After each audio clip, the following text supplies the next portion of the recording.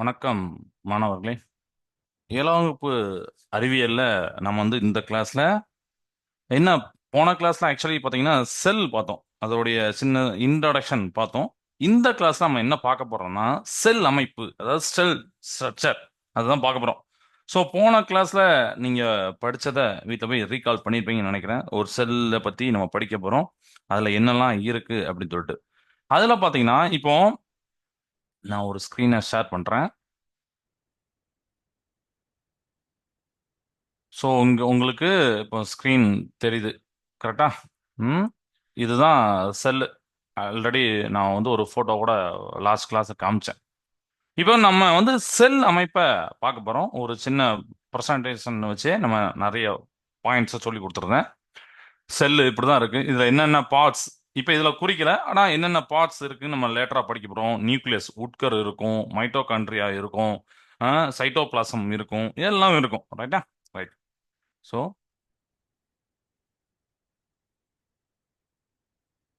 there are many different types, size and shapes of cell in the body.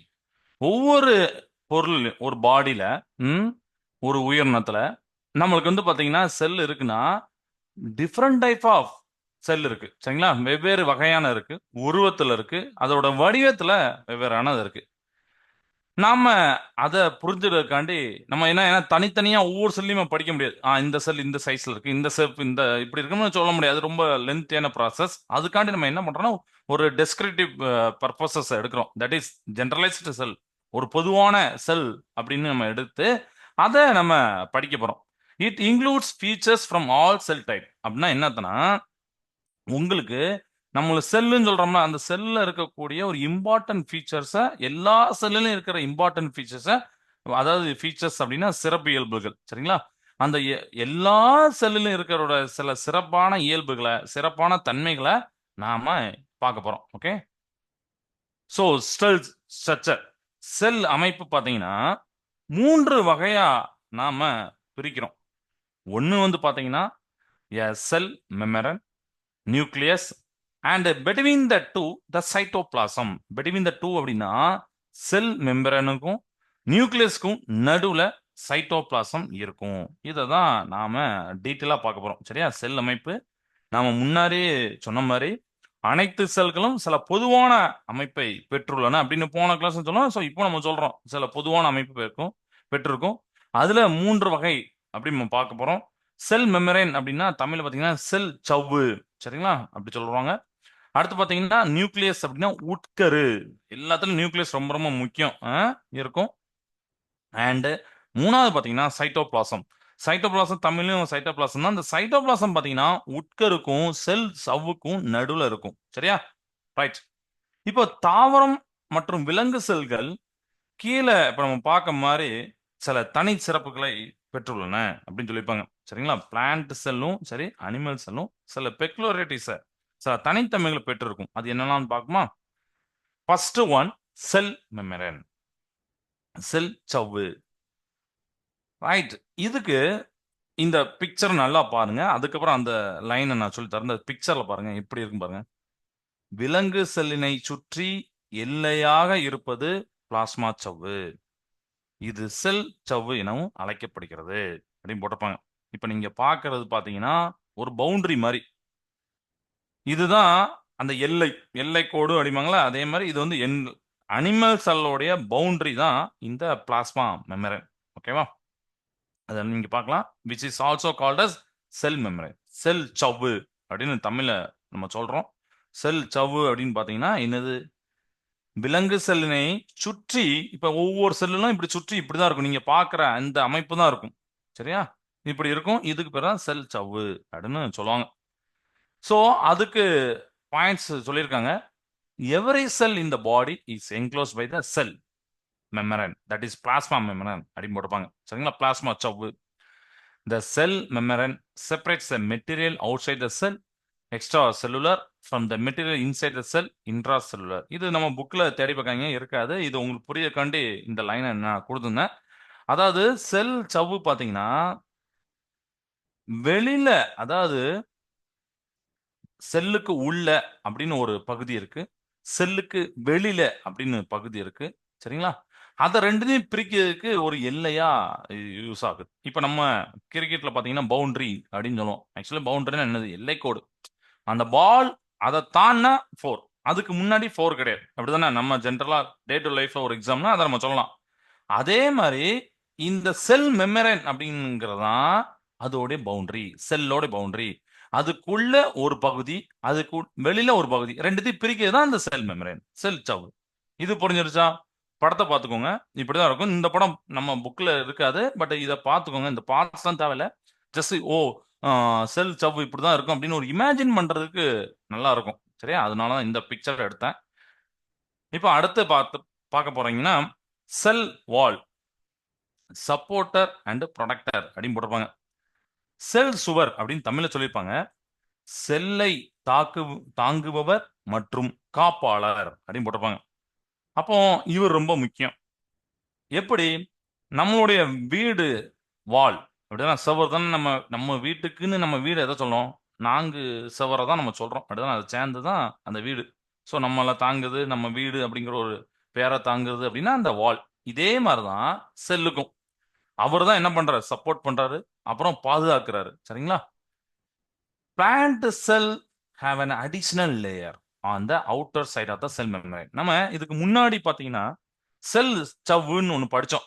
பேசிக்கா எல்லா செல்லுக்கும் மனிதர்கள் செல், விலங்கு செல், தாவர செல் இருந்தாலும், தாவர செல்ல ஒரு அடிஷனல் லேயர் இருக்குன்னு சொல்றாங்க. அந்த அடிஷனல் லேயர் பேர் தான் செல் வால்.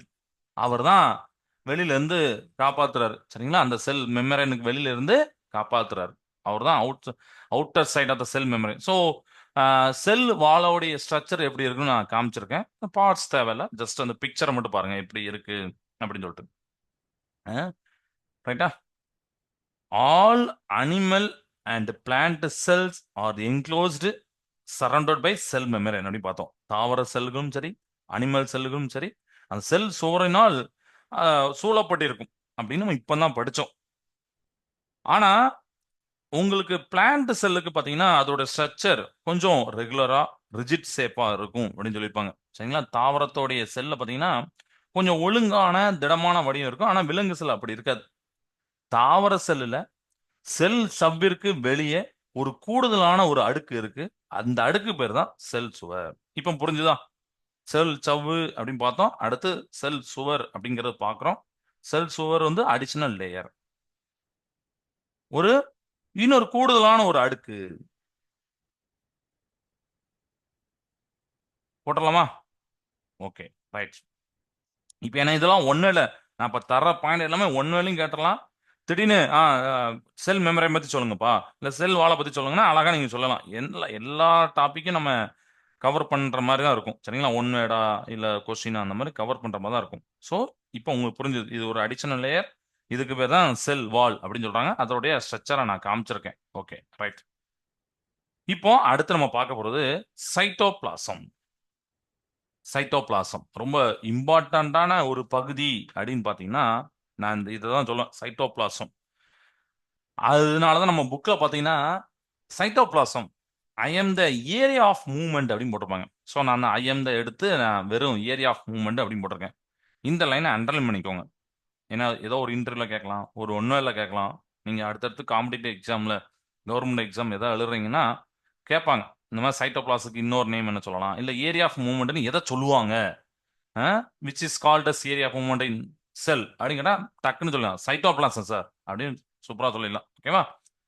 தமிழ்ல சைட்டோபிளாசம் செல்லின் இயக்க பகுதி அப்படி சொல்லலாம். இல்லைன்னா செல் இயக்கத்தின் பகுதி அப்படின்னு சொல்லலாம். சைட்டோபிளாசம் இதுதான் செல்லோடைய இயக்க பகுதி. அப்பனா என்ன அர்த்தம்? இயக்க பகுதி நம்ம டாபிக்க படிக்க முன்னாடி சாதாரண இந்த பேரை வச்சா கண்டுபிடிங்க. செல் இயக்க பகுதி தான். அப்ப இயக்கம் இதுல தான் சார் நடக்குது. கரெக்ட். Very good. அதுதான். இதுல தான் இயக்கம் நடக்குது. அந்த செல்லுல நடக்கக்கூடிய இயக்கம் ஃபுல்லாமே இதுதான் காரணம். So the cytoplasm included all living parts of the cell within the cell membrane excluding the nucleus. அதாவது நியூக்ளியஸ் இதுல வராது. அதனால தான் எக்ஸ்க்ளூடிங் போட்டிருப்பாங்க. உட்கரு இதுல வராது. சைட்டோபிளாசம் அப்படிங்கிறது பாத்தீங்கன்னா அந்த செல் மெம்பரேன் சுத்தி இருக்கக்கூடிய ஒரு சின்ன திரவம் மாதிரி இருக்கும். ஜெல்லி ஸ்ட்ரக்சர் அதான் நான் கீழே போட்டிருக்கேன். அது என்ன பண்ணும்னா அதுல தான் இந்த செல்ல இருக்கக்கூடிய ஆல் லிவிங் பார்ட்ஸ், சரிங்களா, அந்த உயிரோட இருக்கக்கூடிய உறுப்புகள், ஏன்னா அந்த உறுப்புகள்லாம் வேலை செய்யணும். உறுப்புகள் வேலை செய்யணும்னா செல்லு வேலை செய்யும். நல்லா யோசிச்சுக்கணும். நம்மளுக்கு செல்லு வேலை செஞ்சா உடல் வேலை செய்யுது. அதே மாதிரி செல்லுல இருக்கக்கூடிய சில உறுப்புகள் அதெல்லாம் ஒழுங்கா ஒர்க் ஆகணும். அதனாலதான் நம்ம சொல்றோம் சைட்டோபிளாசம் அப்படிங்கிறது all living parts of the cell. செல்லோடைய அனைத்து அந்த உயிரோடு இருக்கக்கூடிய அந்த உறுப்புகள் அப்படின்னு நம்ம சொல்றோம். பகுதிகள், பார்ட்ஸ் இதெல்லாம் சொல்றோம். இதெல்லாம் செல் மெமரியில் இருக்கும். நியூக்ளியஸ் மட்டும் கிடையாது, சரியா? சைட்டோபிளாசத்துல நம்ம சொல்லும் போது எக்ஸ்க்ளூடிங் த நியூக்ளியஸ் அப்படின்னு சொல்லிப்பாங்க. சைட்டோபிளாசம் என்பது செல் சவ்வு உள்ளடக்கிய செல்லோடைய அனைத்து பகுதிகள் கொண்ட ஆனால் உட்கருவை தவிர்த்துள்ள அப்படின்னு தமிழ்ல போட்டிருப்பாங்க. சரியா? உட்கரு கிடையாது. அதனால தான் திருப்பி அந்த பாயிண்ட சொல்றேன். அதுல பாத்தீங்கன்னா செல்லோட அனைத்து பகுதியிலும் எந்த இடத்துல இருக்கும் கேட்டா நீங்க சொல்லணும் சார் சைட்டோபிளாசம் சார். ஓகே, ரைட்டா? All living parts of the cell placed in இல்லனா have seen in which part அப்படின்னு கேட்டாங்கன்னா விச் பார்ட் ஆஃப் த செல்னா சைட்டோபிளாசம் அப்படின்னு சொல்லணும். ஓகே, ஸோ இந்த சைட்டோபிளாசம் அப்படின்னா is made up of the cytosol and cell organelles அப்படின்னு போட்டிருப்பாங்க.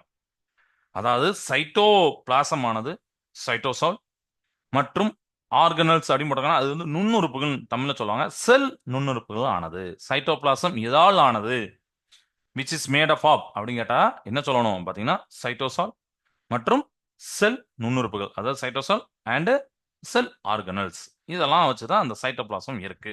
நான் அந்த பிக்சரை காமிக்கிறேன். சைட்டோபிளாசம் எப்படி இருக்குன்னு உங்களுக்கு ஒரு இமேஜின் பண்றதுக்கு ஒரு பிக்சர் காமிக்கிறேன்.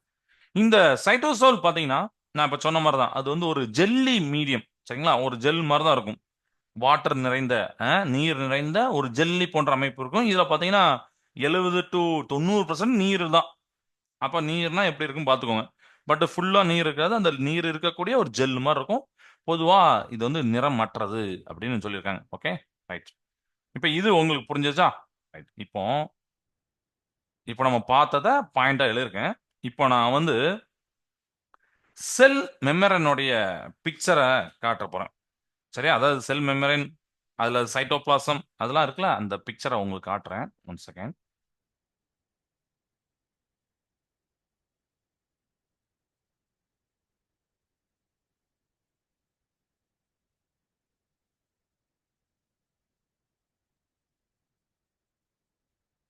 நீங்க பார்க்கக்கூடியதான் இப்ப பாக்குறீங்கல்ல, இதுதான் ஹியூமன் செல் அனாட்டமி அப்படின்னு போட்டிருப்பாங்க. நம்ம விலங்கு செல், மனித செல், அது மாதிரிலாம். இதுல உள்ள பார்ட்ஸ் தான் இவ்வளவு நம்ம பேசிட்டு இருந்தோம். அதுல ஊதா கலர்ல இருக்கும். அப்புறம் நடுவுல பாத்தீங்கன்னா ஒரு பிங்க் கலர்ல ஒரு ரோஸ் கலர்ல ஒன்னு கொடுத்துருப்பாங்க. அதுல நடுவுல பாத்தீங்கன்னா ஒரு ஊதா கலர்ல திருப்பியும் கொடுத்துருப்பாங்க. அதுதான் நம்ம எவ்வளவு சொன்னோம் நியூக்ளியஸ். இதுல நம்ம பார்ட்ஸ பார்த்த பார்ட்ஸை மட்டும் பாருங்க. ஃபர்ஸ்ட் செல் மெம்பரேன் அப்படின்னு சொன்ன செல் செவ்வ பார்ப்போமா? எங்க இருக்கு நீங்களே ஃபைன் பண்ணுங்க. நீங்களே ஃபைன் பண்ணுங்க எங்க இருக்கு அப்படின்னு சொல்லிட்டு. நம்ம ஏற்கனவே என்ன சொல்லியிருந்தோம் பாத்தீங்கன்னா அந்த செல் மெம்பரேனுக்கு இன்னொரு நேம் இருக்கு, பிளாஸ்மா மெம்பரேன் அப்படின்னு சொல்றது. அடுத்த பாத்தீங்களா? Okay, good. இங்க இருக்கு, இத சுத்தி இருக்கு. ரைட்டா? ரைட். இப்ப அடுத்து செல் வால், அது வந்து நம்ம தாவர செல்லுக்கு இருக்கு. ஓகேவா? ஸோ செல் மெமரனுக்கும் இந்த ஒரு பிக்சரும் கொடுத்துப்பாங்க. இங்க இருக்கு. எப்படி இருக்கும் அப்படின்னு டீட்டெயிலா காமிக்கிறதுக்காண்டி இந்த பிக்சர் இருக்கு. இப்ப நம்ம அடுத்து பார்க்க போறது பாத்தீங்கன்னா சைட்டோபிளாசம். முக்கியமான பகுதி அதான். சைட்டோபிளாசம் எங்க இருக்கு பாத்தீங்களா?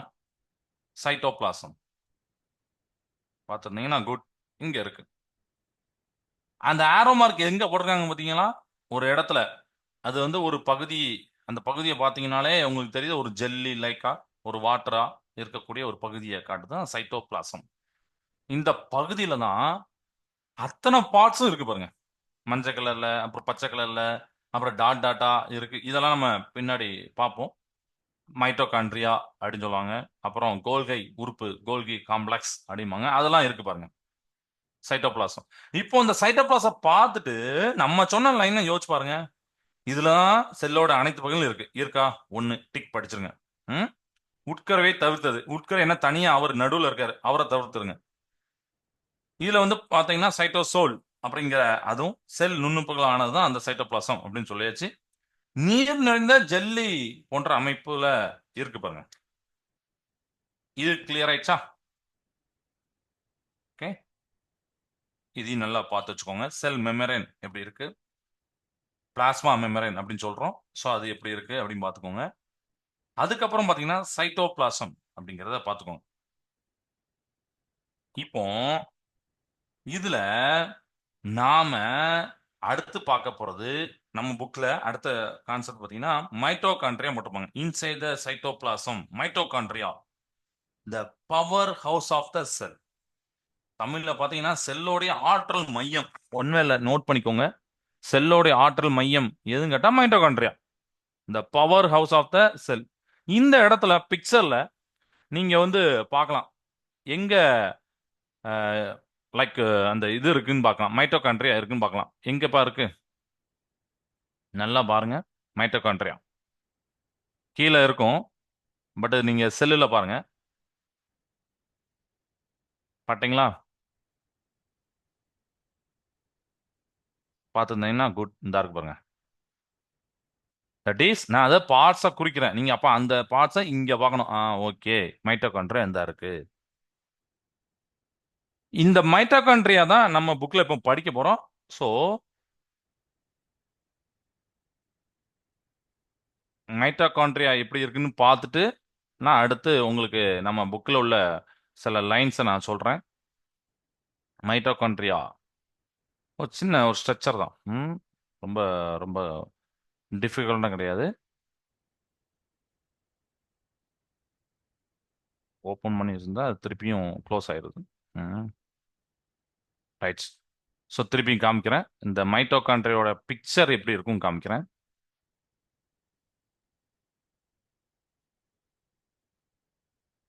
So this is a mitochondria picture. சரிங்களா? மைட்டோகாண்ட்ரியா எப்படி இருக்கும் அப்படின்னு பார்த்தீங்கன்னா ஒரு ஒரு பிக்சர். இந்த மாதிரி நம்ம நிறைய பிக்சர் இருக்கும். ஆனால் ஒரு நம்ம பார்க்கறது அதோட அமைப்பு எப்படி இருக்கும், அதுல எப்படி இருக்கும், வடிவம் எப்படி இருக்கும் அப்படிங்கிற பார்க்கறதுக்கு ஒரு ஐடியா தெரியுது பார்த்தீங்களா? ஆ? ஒரு மாதிரி ரவுண்ட் ரவுண்டா அப்படியே பண்ணியிருக்காங்க. அந்த மாதிரி இருக்கக்கூடியதான் மைட்டோகாண்ட்ரியாவுடைய பிக்சர். ஓகே, இது கிளியர் ஆயிட்டா? ரைட். இப்போ நம்ம மைட்டோகாண்ட்ரியா பத்தி படிக்கலாம். இது வரைக்கும் உங்களுக்கு எல்லாமே புரிஞ்சிருக்கும்னு நினைக்கிறேன். இந்த மைட்டோகாண்ட்ரியா தான் செல்லோடைய ஆற்றல் மையம், பவர் ஹவுஸ். இது எங்க இருக்கும் அப்படின்னு பாத்தீங்கன்னா சைட்டோபிளாசத்துல காணக்கூடிய ஒரு உறுப்பு.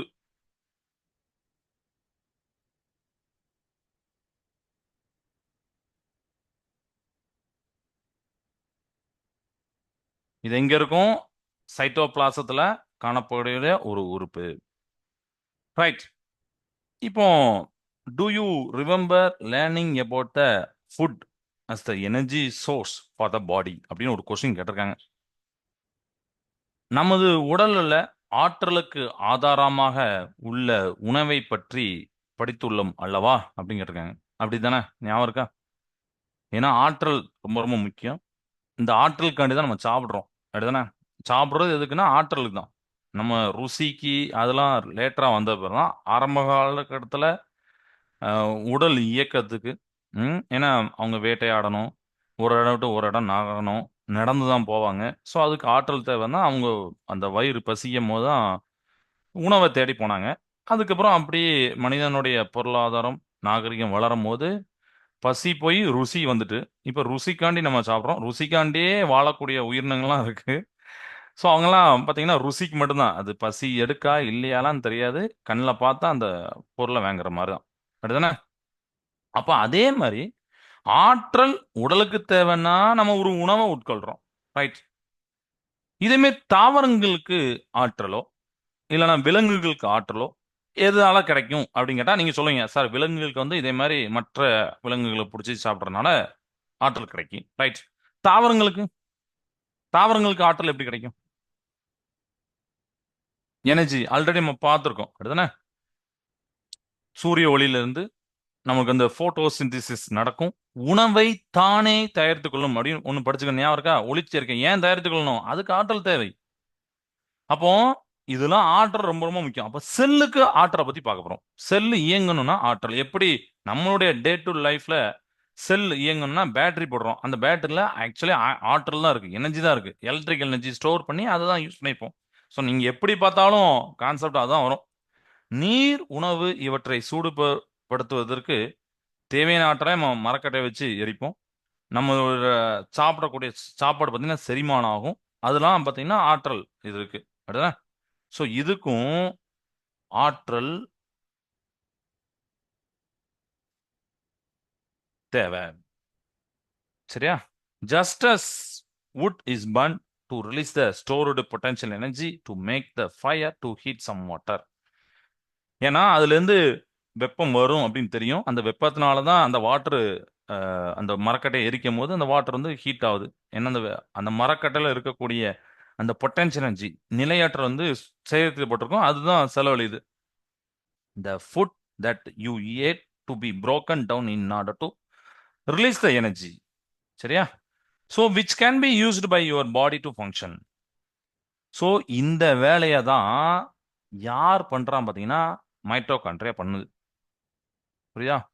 நாம் சாப்பிடக்கூடிய உணவை செரிமானம் செய்து ஆற்றலை பெற மைட்டோகாண்ட்ரியா அவசியமாகிறது. இப்போ புரியுதா மைட்டோகாண்ட்ரியா பத்தி ஏன் நம்ம பேசணும்னு சொல்லிட்டு? நம்ம ஃபுட்டை சாப்பிட்றோம், டைஜஸ்ட் ஆகுது, அதனால தான் ஃபங்க்ஷன் ஆகுது. So mitochondria are responsible to do this function. அப்போ இதுல இன்னொரு பாயிண்ட் சொல்றாங்க. பொதுவாக குறைந்த பணிகளை மேற்கொள்ளும் செல்களை விட மிகவும் சுறுசுறுப்பாக இருக்கும் செல்கள் அதிக அளவு மைட்டோகாண்ட்ரியா கொண்டிருக்கின்றன அப்படின்னு சொல்லிப்பாங்க. அந்த லைன் எனக்கு ரொம்ப பிடிச்சிருந்தது.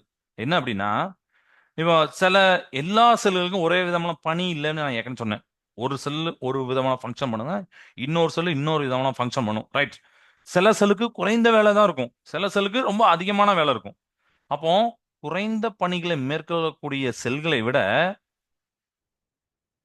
மிகவும் சுறுசுறுப்பாக இருக்கும் செல்கள்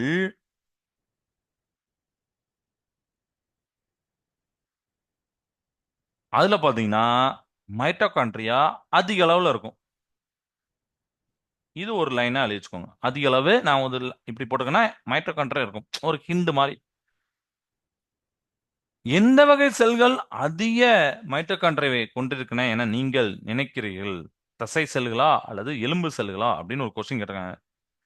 நல்ல கொஸ்டின் ஆக்சுவலி. இது எப்படின்னா, இப்போ நம்ம சொல்லியாச்சு very active sell have more mitochondria then sell that R less active. ரெண்டு செல் எடுக்கிறோம். ரெண்டு செல்ல ஒன்று வந்து லெஸ் ஆக்டிவ், இன்னொன்று பார்த்தீங்கன்னா மோர் ஆக்டிவ். இவர் கொஞ்சம் மெதுவா குறைவான பணிகளை பண்றாரு, இவர் கொஞ்சம் அதிகமான பணிகளை பண்றாரு. அப்போ இவர்கிட்ட அதிகமான மைட்டோகாண்ட்ரியா இருக்கு, இவர்கிட்ட குறைவான மைட்டோகாண்ட்ரியா இருக்கு. அப்போ ஒரு கொஸ்டின் நம்மளை திங்க் பண்ண சொல்றாங்க. நம்ம ஏன்னா கொஸ்டின் நிறைய கேட்கணும், நீங்களும் சேட் பாக்ஸ்ல கேட்கலாம். நம்ம இதுக்கு முன்னாடி படிச்சதும் சரி, இப்போ பார்த்துட்டு இருக்கும் போது எதுவும் டவுட் வந்தா கூட நீங்க அதை கேட்கலாம். Always welcome. Okay. So last 10 minutes 5 minutes தான் நம்ம அந்த கொஸ்டின் செஷன் எப்போது உண்டு. யார் நல்லா கொஸ்டின் கேட்குறாங்க அப்படின்னு பார்ப்போம். ஓகே. இப்போ இதுல ஒரு கொஸ்டின் நம்ம கேட்குறோம். Which type of cell do you think will have more mitochondria, a muscle cells or bone cell? எந்த வகையான செல்கள் அதிக மைட்டோகாண்ட்ரியாவை கொண்டிருக்கும் அப்படின்னு நீங்க நினைக்கிறீங்க அப்படிங்க? தசை செல்களா, நம்மளுடைய தசை இருக்குல்ல அந்த செல்களா, இல்லைன்னா எலும்பு செல்களா அப்படின்னு கேட்டிருக்காங்க. யோசிச்சு பாருங்கண்ணே. நீங்க யோசிச்சு பாருங்க, நெட்ல அடிச்சு பாருங்க. எந்த செல்களுக்கு அதிக அளவு மைட்டோகாண்ட்ரியா இருக்கும் அப்படின்னு அந்த ஒன்னோட ரெடி பண்ணிட்டீங்க அப்படின்னா அந்த புக்ல சைட்ல எழுதிச்சுக்கோங்க. அவங்க கொஸ்டின் கேட்டிருக்காங்களா அந்த சைட்ல நீங்க எழுதிச்சுக்கோங்க. ஓகே, இந்த இது நான் வந்து படிச்சிருக்கேன்.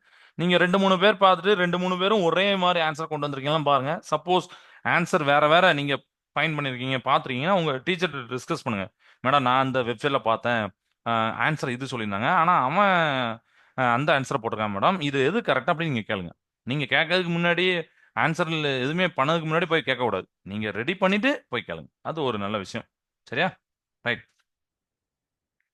இப்போ இப்போ அடுத்து நம்ம பார்த்தீங்கன்னா இந்த மைட்டோகாண்ட்ரியோடைய வடிவம் நம்ம பார்த்தோம். இப்போ பார்த்தீங்கன்னா ஓவல் ஷேப்ல ராடு ஷேப்ல இருக்கும். அதெல்லாம் அவங்க சொல்லியிருப்பாங்க. இதனால தான் இதை வந்து பவர் ஹவுஸ் அப்படின்னு சொல்லுவாங்க. ஏன்னா இதுல தான் எனர்ஜி ப்ரொடியூஸ் ஆகுது. இந்த வார்த்தையெல்லாம் அவங்க சொல்லியிருப்பாங்க. சரியா? அந்த லைனையும் லாஸ்டா இங்க நான் எழுதுறேன். ஏன்னா ஒரு ஒன் வேர்டு மாதிரி நம்ம ஒரு நோட்ஸ் மாதிரிலாம் படிச்சிடலாம். மைட்டோகாண்ட்ரியா கோள வடிவில் இருக்கலாம், இல்லை குச்சி வடிவில் இருக்கலாம். அந்த மாதிரி ஒரு இரட்டை சவ்விலான நுண்ணுறுப்பு. இது வந்து செல்லோட ஆற்றல் மையம் என அழைக்கப்படுகிறது. ரைட்டா? மைட்டோகாண்ட்ரியாவால் உற்பத்தி செய்யப்படும் ஆற்றல் அனைத்து வளர்சிதை மாற்றங்களுக்கும் பயன்படுகிறது.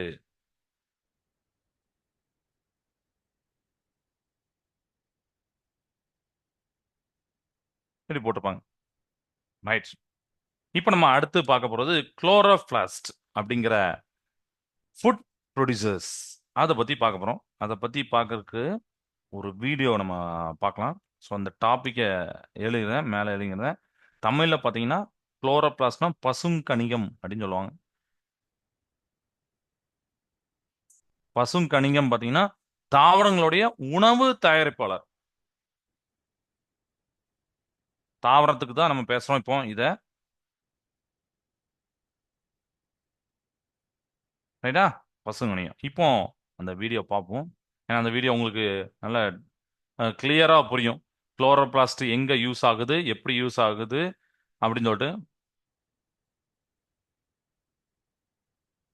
1 செகண்ட்.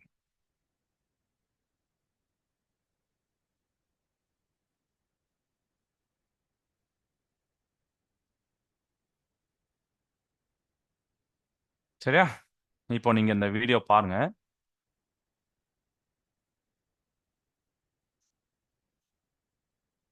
குளோரோபிளாஸ்ட் அப்படிங்கிற பசுங்கணிகத்தை நம்ம பார்க்க போறோம்.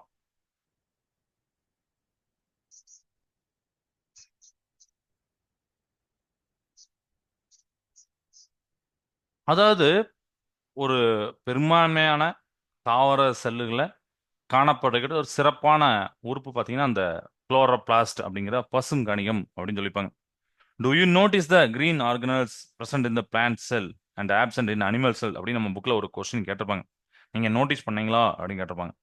So chloroplast are the only cell organelles that can produce food from the sun energy. சரியா? ஓகேவா? அந்த லைனை நீங்க ஞாபகம் வச்சுக்கோங்க. பசுங்கணியம் அப்படிங்கிறது ஒரு வகையான அது கணிகம் தான். தாவர செல்களை மட்டும் பசுமை நிற நுண்ணுறுப்பாக இது இருக்கு. விலங்கு செல்ல இது காணப்படுவதில்லை. அப்போ விலங்கு செல்ல காணப்படுவதில்லைங்கிறத நீங்க ஒன்வேடா எழுதி வச்சுக்கணும். விலங்கு செல்லில் காணப்படுவதில்லை அப்படிங்கிறதுக்கான நான் ஒரு இன்ட் போட்டு வச்சிருக்கேன். இந்த இது எதுக்கு யூஸ் ஆகுதுன்னு பாத்தீங்கன்னா அந்த சூரிய ஆற்றுல இருந்து எனர்ஜி கிடைக்கும். அப்படிதான் இப்பதான் நான் சொன்னேன் எனர்ஜி கிடைக்கும் நான் சொன்னேன். அந்த எனர்ஜியை வச்சு ஃபுட்டை ப்ரொடியூஸ் பண்ணும். அப்போ சூரிய ஆற்றல் உணவு அப்படின்னு நான் போட்டிருக்கேன். ஒரு ஹிண்ட் மாதிரி சூரிய ஆற்றல் உணவு. ஸோ இந்த குளோரோபிளாஸ்ட் தான் அந்த பசுங்கணியம் தான் ஒன்லி செல் ஆர்கனல்ஸ். சரிங்களா? அந்த செல்லோட நுண்ணுறுப்பு இது என்ன பண்ணும்னா சூரிய ஆற்றல் சன் எனர்ஜில இருந்து ஃபுட்டை ப்ரொடியூஸ் பண்ணும். அதுதான் நம்ம பார்க்கறோம்.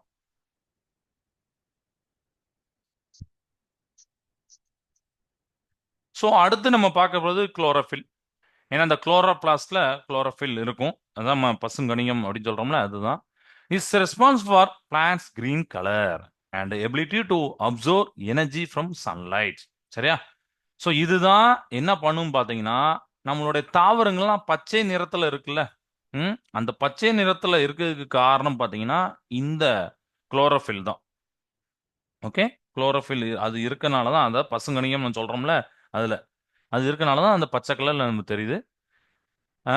Responsible of plants green colour and நம்ம சொன்ன மாதிரி எனர்ஜியை ப்ரொடியூஸ் பண்ணும், அப்சர்வ் எனர்ஜி ஃப்ரம் சன்லைட். அதுக்கு அந்த எபிலிட்டி உண்டு. ஓகே? இது இந்த லைன்லாம் இதில் சொல்லியிருப்பாங்க. சூரிய ஆற்றிலிருந்து உணவு தயாரிக்கக்கூடிய ஒரே ஒரு நுண்ணுறுப்பு பார்த்தீங்கன்னா பசுங்கணிகம். இதுல இருக்கிற அந்த நிறமி பேர் பார்த்தீங்கன்னா பச்சையம் அப்படின்னு சொல்லியிருப்பாங்க. அந்த குளோரோஃபில் அப்படிங்கிறத நம்ம குளோரோபிளாஸ்ட் பசுங்கணிகம், குளோரோஃபில் அப்படின்னா பச்சையம். அதுதான் பச்சையம்னா என்ன ஆகுதுன்னா இந்த தாவரம் வந்து பச்சை கலர்ல இருக்கிறதுக்கு யூஸ் ஆகுதுனால பச்சையம் பேர்லேயே நமக்கு ஞாபகம் வச்சலாம். சூரியனுடைய ஒளி ஆற்றலை பெற்று வேதியாற்றலாக மாற்றி உணவு தயாரிக்கிறது. இங்கிலீஷ்ல இந்த லைனை நீங்க படிச்சுக்கலாம்.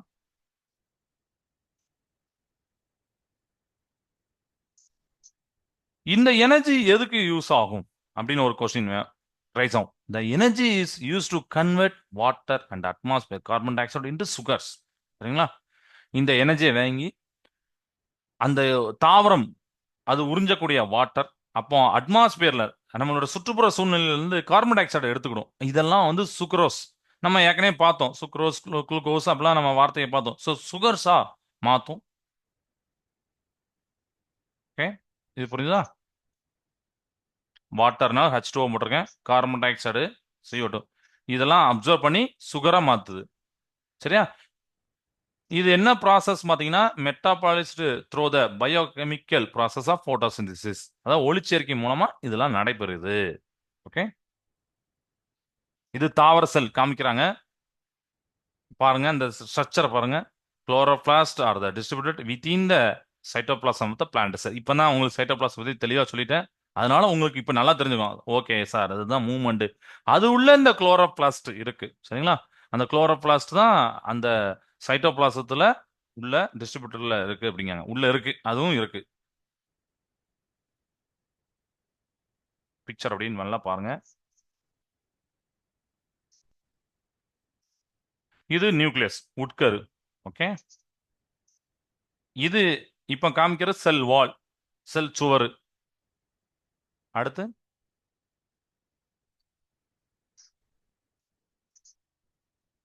இது என்ன சொல்லுவாங்கன்னா, இன் ஹையர் பிளான்ஸ்ல பாத்தீங்கன்னா இந்த குளோரோபிளாஸ்ட் அதோடைய சேப் வடிவம் பாத்தீங்கன்னா பைகான்வெக்ஸ் அப்படின்னு சொல்லுவாங்க.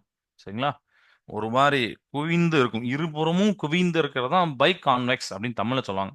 இருபுறமும் குவிந்து இருக்கக்கூடியதான் இந்த நம்ம அந்த குளோரோபிளாஸ்டோடைய வடிவத்தை சொல்றாங்கப்பா. வடிவம் இது இந்த மாதிரி வடிவம் மட்டும் இல்ல, சில விதமான வடிவங்கள் இருக்கு. வேறு சில வடிவங்கள் அதான் காமிக்கிறாங்க இந்த பிக்சர்ல. ஃபிலமெண்டஸ் ஒரு மாதிரி தட்டையான வடிவத்தில் இருக்கு. ஸ்பேராய்டு கோள வடிவில் இருக்கு. அப்புறம் ஓவாய்டு, டிஸ்காய்டு இந்த ஷேப்ல இருக்கு, ஒரு டிஸ்க் ஷேப்ல.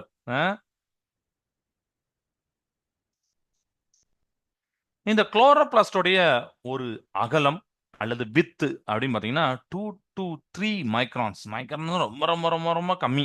சரிங்களா? மில்லியை விட சென்டிமீட்டர் நம்மளுக்கு தெரியும், சென்டிமீட்டரை விட மில்லி கம்மின்னு தெரியும். அந்த மில்லியை விட மைக்ரான்ஸ் ரொம்ப ரொம்ப கம்மி. ஸோ அந்த அளவுக்கு ரொம்ப ரொம்ப சின்னதாக இருக்கும். 2 to 3 மைக்ரான்ஸ் வித் லென்த்தாக இருக்கும். இது புரியுதா? இப்போ நம்ம அப்படியே பார்க்குறோம். இப்போ ஒரு தாவரத்தை எடுக்கிறோம். இப்போ நம்பர் ஆஃப் குளோரோபிளாஸ்ட் வந்து செல் டு செல் வந்து கொஞ்சம் வேறுபடும்பா. என்ன, அந்த மரத்தோடைய வகைகளை பொறுத்தும் மாறுபடும். சரியா? இப்போ ஒரு பெரிய மரம், சின்ன மரம், அதுக்கு ஏற்றமா இருக்கும். இப்போ நம்ம இந்த குட்டையிலலாம் பார்க்க மாதிரி கிரீன் அல்கே பார்ப்போம், பாசி. அந்த பாசிலலாம் பார்த்தீங்கன்னா உங்களுக்கு வந்து பசுங்கணியத்தை பார்க்கலாம். அந்த பசுங்கணியம் பார்த்தீங்கன்னா டைப்பிக்கலி ஒரு have A single large chloroplast அப்படிதான் இருக்குமா. பசுங்கணியம் வந்து எப்படின்னா ஒரு ஒரு ஒன்னே ஒன்று லார்ஜா இருக்கும் அப்படிங்கிறாங்க. அண்ட் நீங்க அந்த பாசியை பார்த்துருப்பீங்க, பச்சை கலர்லாம் இருக்கும், பார்த்துருப்பீங்க. வேற எந்த கலர்லையும் இருக்கா. ஏன்னா காரணம் கேட்டாங்க, இனிமேல் நீங்க சொல்லிடலாம். குளத்தில் இருக்கக்கூடிய சில பாசிகளை நீங்க பார்த்தீங்க, அதோட இலைகளாம் பார்த்தீங்கன்னா பச்சை கலர் இருக்கு. அதுல பசுங்கணியம் இருக்கு அப்படின்னு நீங்க சொல்லிடலாம். குளோரோபிளாஸ்ட் இருக்கு அப்படின்னு சொல்லிடலாம். சரியா? இது வேற பிளான்ட், பெரிய பிளான்ட். இப்போ இதுல பாத்தீங்கன்னா 240 குளோரோபிளாஸ்ட் இருக்கும். அந்த அளவுக்கு 2ல இருந்து 2 அல்லது 2ல இருந்து 40 குளோரோபிளாஸ்ட் தான் இருக்கும் அப்படின்னு கேட்காங்க. இந்த காமிக்கிறாங்களா? சரியா? இது கிளியர் ஆயிட்டப்பா உங்களுக்கு? Okay, right. இப்போ இன்னைக்கு இது வரைக்கும் போதும். அடுத்த கிளாஸ்ல அந்த கோல்கை உறுப்புகள் அப்படின்னு இருக்கலாம், அதை பத்தி நம்ம டிஸ்கஸ் பண்ணலாம். இப்போ கொஸ்டின் செஷன் அடுத்த கிளாஸ் இந்த இந்த யூனிட்டோட டெஸ்ட்டும் வச்சிடலாம். One word test. கொஸ்டின் நீங்க கேட்கலாம். இதுக்கு முன்னாடி எதுவும் கொஸ்டின் தோணுனா அதையும் கேட்கலாம். இல்ல இப்போ என்ன கொஸ்டின் உங்களுக்கு தோணுதோ அதை கேட்கலாம். எஸ், ஒருத்தவங்க ஒரு கொஸ்டின் கேட்டிருக்காங்களே ஒரு சென்டர்ல இருந்து. என்ன கேட்டிருக்காங்கன்னா, சார் மனித உடல்ல எத்தனை செல்லு சார் இருக்குன்னு கேட்டிருக்காங்க. இந்த கொஸ்டின் நல்லா யோசிச்சிருக்கீங்களாப்பா? மனித உடல்ல எவ்வளோ நம்பர்ஸ், கரெக்டா எவ்வளோ நம்பர்ஸ் செல்கள் இருக்குன்னு கேட்குறீங்க. மனித உடல்ல பார்த்தீங்கன்னா கிட்டத்தட்ட 12 செல். அப்படியா? அப்படி நீங்க நினைக்கலாம். சார் 12 செல் தானா? ஆனா அந்த 12 இந்த 12 இல்ல. 10 பவர் 12. 10 அடுக்கு 12 அப்படின்னா யோசிச்சு பாருங்க. என்ன அர்த்தம்? ஸோ நம்ம மனித உடல்ல பார்த்தீங்கன்னா 30 ட்ரில்லியன் செல்கள் இருக்குப்பா. 30 ட்ரில்லியன் செல்கள் நம்ம உடம்புல இருக்கு. மனித உடல்ல செல்கள். ஆனா இந்த கொஸ்டின் நல்ல கொஸ்டின். நல்லா யோசிச்சிருக்கீங்க. எவ்வளவு செல்கள் இருக்கு? ஏன்னா நம்ம செல்லை பத்தி தான் படிச்சுட்டு வரோம். நம்மளை பத்தி தெரியணும்ல. மனித உடல்ல எத்தனை செல்லுன்னா கரெக்ட். நல்ல கொஸ்டின். 30 ட்ரில்லியன். ஒரு ட்ரில்லியன்னா பாத்தீங்கன்னா ஒரு ட்ரில்லியனே பாத்தீங்கன்னா ஒரு 1 lakh crore அப்படின்னு சொல்லுவாங்க. அதான் நம்ம இங்க போட்டிருக்கேன். 12 ஜீரோ. சரிங்களா? ஒரு ட்ரில்லியன் அப்படிங்கிறது பாத்தீங்கன்னா 12 ஜீரோ போட்டீங்கன்னா ஒரு ட்ரில்லியன். நான் 30 போட்டு அது போக இன்னொரு 12 ஜீரோ போட்டிருக்கேன். 30 போட்டு அடுத்து 12 ஜீரோ அப்படியே போட்டுட்டே இருக்கீங்க. அத்தனை செல்லு நம்ம உடம்புல இருக்கு. ஸோ இதுதான் நீங்க கேட்ட கொஸ்டின். அப்ப நம்ம உடம்புல செல்லு எத்தனைன்னா 30 ட்ரில்லியன் சொல்லுங்க. ஒரு ட்ரில்லியன் எவ்வளோன்னு கேட்டாங்கன்னா 1 lakh crore சொல்லுங்க. இல்லைன்னா ஒரு ட்ரில்லியன்ல எத்தனை ஜீரோப்பான்னா 12 ஜீரோ இருக்கு சார். 30 அப்ப 30 போட்டு இன்னும் ஒரு 12 ஜீரோ போட்டாங்க அத்தனை செல்லு நம்ம உடம்புல இருக்கு சார் அப்படின்னு நீங்க சொல்லலாம். Very good. அந்த ஒரு கொஸ்டின் கேட்டிருக்கீங்க. Very good. அதுமாதிரி இன்னொரு கொஸ்டின் கேட்டிருக்காங்களே. ஒருத்தங்க கேட்டாங்க இன்னொருத்தர் கேட்கறாங்க. இது நல்ல விஷயம். சார் செல்லு டேமேஜ் ஆகுமா? அப்படி டேமேஜ் ஆகும்னா எதால ஆகும் கேட்டிருக்காங்க. எஸ், கண்டிப்பா செல்லு டேமேஜ் ஆகும்பா. கண்டிப்பா ஆகும். அதுக்கு நிறைய ஃபேக்டர் இருக்கு. நிறைய காரணிகள் இருக்கு. உதாரணத்துக்கு பாத்தீங்கன்னா நம்மளுடைய பிசிக்கல் உடல் அமைப்புல இருந்து வெளியில இருந்து வரக்கூடிய சில காரணிகள் வரைக்கும் நிறைய இது இருக்கு. உதாரணத்துக்கு ரேடியேஷன். ரேடியேஷன் அதனாலயும் பாத்தீங்கன்னா நமக்கு கதிர்வீச்சுனால செல்கள் பாதிக்கப்படக்கூடிய அதிகப்படியான வாய்ப்பு இருக்கு. ஒரு ரெகுலரான ஒருத்தர் வந்து அதிகப்படியான ரேடியேஷன்ல இருக்காருன்னா அவருக்கு அதிகப்படியான செல்லு டேமேஜ் ஆகும். இது மட்டும் காரணம் கிடையாது. ஆக்சிஜன் பற்றாக்குறை இருக்கறனால செல்லு டேமேஜ் ஆகலாம். கெமிக்கல் காம்பனன்ட்ஸ் ஏதாவது ஒன்று உட்கொள்ளும் போது செல்லு டேமேஜ் ஆகலாம். ட்ரக்ஸ் நம்ம மருந்துகள் யூஸ் பண்றாங்களே, மருந்துகளால செல்லு வந்து டேமேஜ் ஆகலாம். அப்புறம் தொற்று கிருமிகள் நம்ம சொல்றோம். அந்த கிருமி, இந்த கிருமி, கொரோனா அதெல்லாம் சொல்றோம்னா இந்த கிருமிகள் நம்ம உடல்ல போனா செல்ல டேமேஜ் பண்ணும். அதெல்லாம் பண்ணும். அப்புறம் நம்மளுடைய மரபு அணு, நம்மளுடைய அப்பா அம்மா அதுல இருந்து நம்மளுக்கு வரக்கூடிய மரபணு குறைபாடுனால செல்லு டேமேஜ் ஆகலாம். அண்ட் ஊட்டச்சத்து குறைபாடுனால செல்லு டேமேஜ் ஆகலாம். நாம ஒழுங்கா பேலன்ஸ்டு டயட்டா எடுக்காம சாப்பிட்டீங்கன்னா செல்லு டேமேஜ் ஆகலாம். சரிங்களா? இதெல்லாம் பட் அதுல ஒரு ஹிண்ட் மட்டும் நான் சொல்லிடுறேன். உங்க செல்லு நல்ல புத்துயிரா நல்லா ஒரு ஆக்டிவா இருக்குன்னா நல்ல உணவுகள் சாப்பிடணும். அதுல மாதுளை பழத்தை அடிக்கடி சாப்பிடுங்க. மாதுளை பழம் வந்து அந்த சக்தி உண்டு. செல்களுக்கு புத்துணர்ச்சி கொடுக்கக்கூடிய ஒரு சக்தி மாதுளை பழத்துக்கு உண்டு. ஸோ மாதுளை பழத்தை எடுத்துங்க. அந்த பீஸா பர்கரு வேற வேற என்னெல்லாம இருக்க ஃபாஸ்ட் ஃபுட் அதெல்லாம் கேன்சல் பண்ணிடுங்க.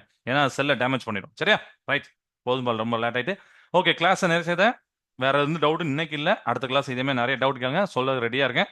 கிளாஸ் நிறைய செய்தேன். வாழ்க பாரதம். வெல்க தமிழகம். நன்றி, வணக்கம்.